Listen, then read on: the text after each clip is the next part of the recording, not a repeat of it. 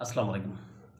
আজকে আমরা যে বিষয়টি আলোচনা করব যে বিএনপি সরকারের সময়ে অর্থাৎ এই যে তারেক রহমানের নেতৃত্বে নতুন সরকার গঠিত হওয়ার পর এই সরকার ১ সপ্তাহ যেতে না যেতে এই সরকার একটা নীতিগত সিদ্ধান্ত নিয়েছে যে বিগত সরকারের আমলে যে সমস্ত মামলাগুলো হয়েছে ওই সমস্ত মামলাগুলা থেকে যে সমস্ত মামলাগুলো মিথ্যা এবং হয়রানিমূলক মামলা ওই সমস্ত মামলাগুলো এখানে প্রত্যাহার করবে। এই বিষয়টা নিয়ে সামাজিক যোগাযোগ মাধ্যম এবং বিভিন্ন জায়গায় আলোচনা হচ্ছে এবং সরকার গত ২২শে ফেব্রুয়ারি আমাদের এই যে নতুন সরকারের পক্ষ থেকে নতুন সরকারের স্বরাষ্ট্রমন্ত্রী যিনি রয়েছেন জনাব সালাউদ্দিন আহমেদ তার মন্ত্রণালয় থেকে এই বিষয়টা জানানো হয়েছে। দর্শক এই বিষয়টা নিয়ে আমরা আলোচনা করবো, আশা করি আপনারা সম্পূর্ণ ভিডিওটি দেখবেন এবং আপনাদের মূল্যবান মতামত কমেন্ট বক্সে লিখে জানাবেন। চলুন শুরু করা যাক।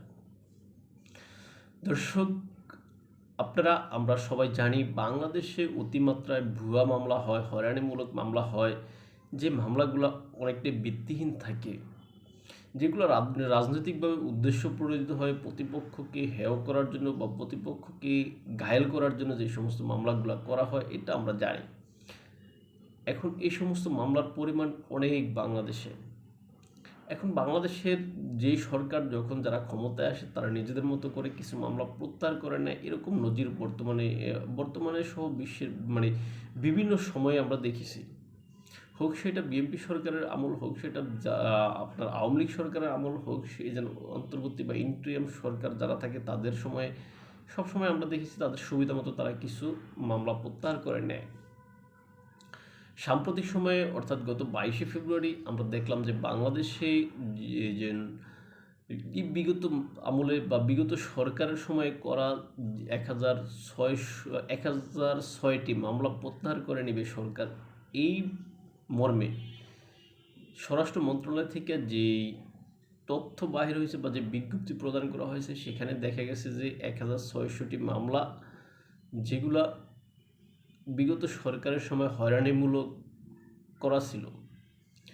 এখন এই বিষয়টা নিয়ে আমাদের অনেকের মাঝেই বা অনেকেই এই বিষয়টা বলতে চাচ্ছেন যে এই মামলাগুলো হয়েছে অন্তর্বর্তী সরকারের আমলে, এই যে তত্ত্বাবধায়ক সরকারের আমলে করা, ডক্টর মোহাম্মদ ইউনূসের সময়ে করা এই মামলাগুলো প্রত্যাহার হয়েছে।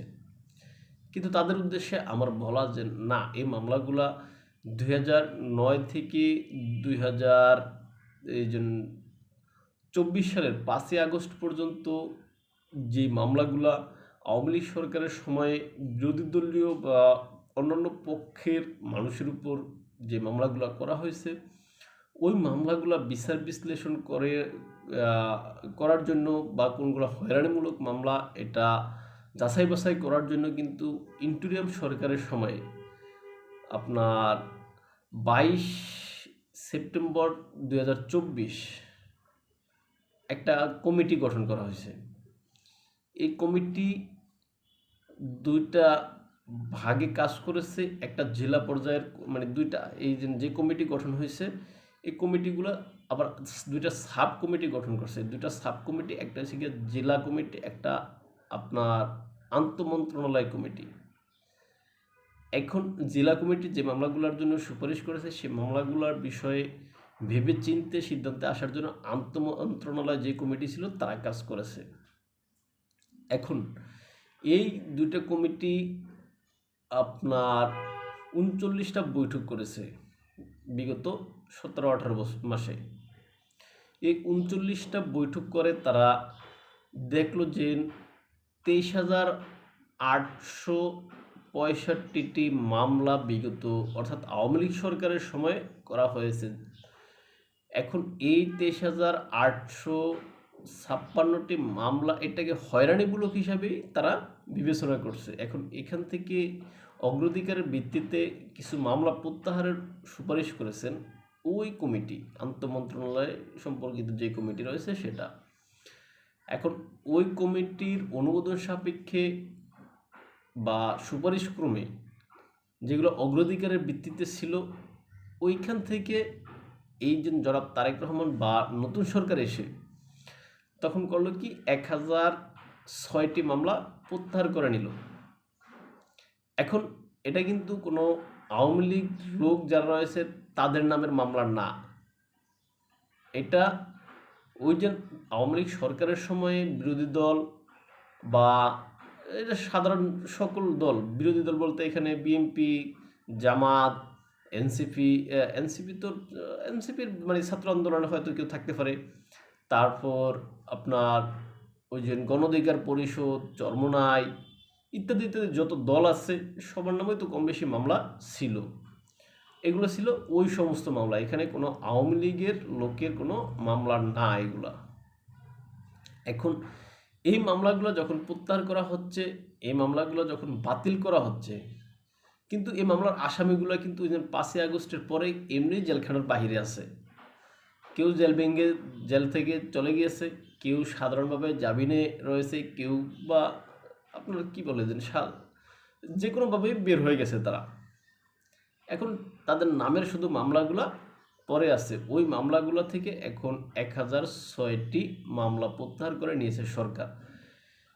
এখন প্রশ্ন এখানে জাগে যে অন্তর্বর্তীকালীন সরকারের সময়ে যে হাজার হাজার মামলা মানুষের নামে, সাধারণ মানুষের নামে করা হয়েছে, বিশেষ করে আওয়ামী লীগ নেতাকর্মীদের বিরুদ্ধে যে সমস্ত মামলাগুলো করা হয়েছে, ওই সমস্ত মামলাগুলোর বিষয়ে সরকার কী ভাবছে।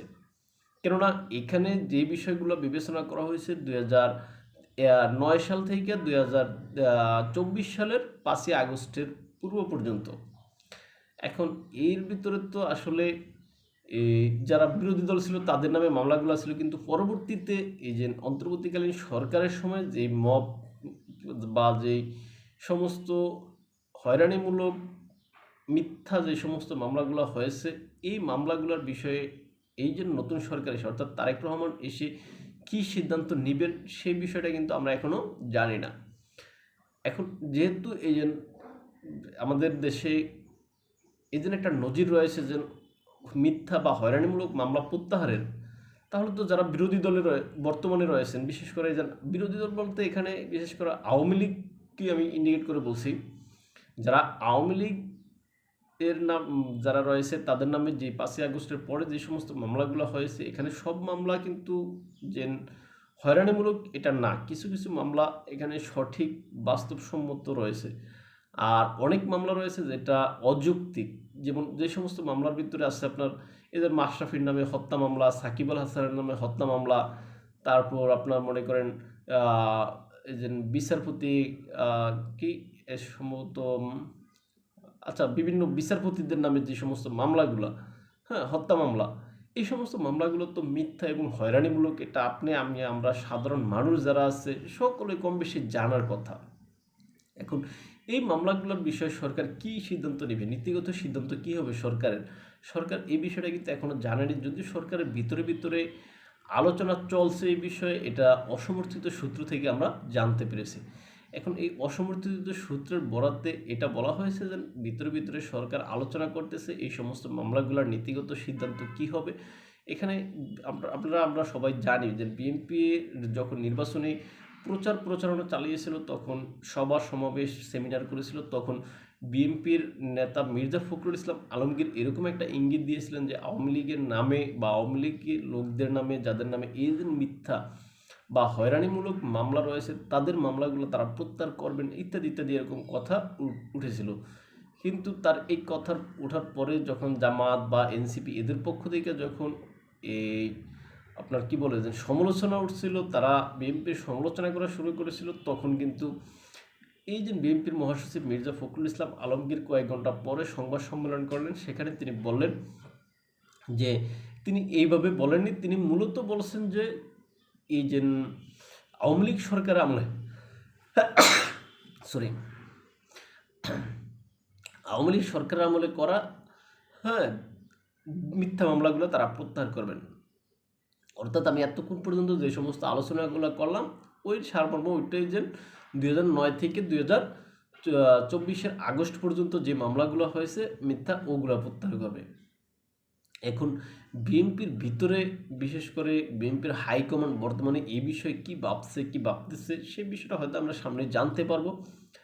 আর এইটা যেহেতু ওই যে মিথ্যা মামলা প্রত্যাহারের একটা সুযোগ রয়েছে, তাই আমরা চাইবো সাধারণভাবে চাইবো এই যে মাশরাফি বা সাকিবুল হাসান সহ ব্যারিস্টার সুমন, হ্যাঁ এরকম ক্লিন ইমেজের যে সমস্ত ব্যক্তিগণ রয়েছেন, এই সমস্ত ক্লিন ইমেজের ব্যক্তিরা ব্যক্তিদের নামে যে সমস্ত খুনের মামলা বা হত্যা মামলাগুলো হয়েছে, এই হত্যা মামলাগুলো যেন হয়রানিমূলক, এটা আমাদের রাষ্ট্র জানে।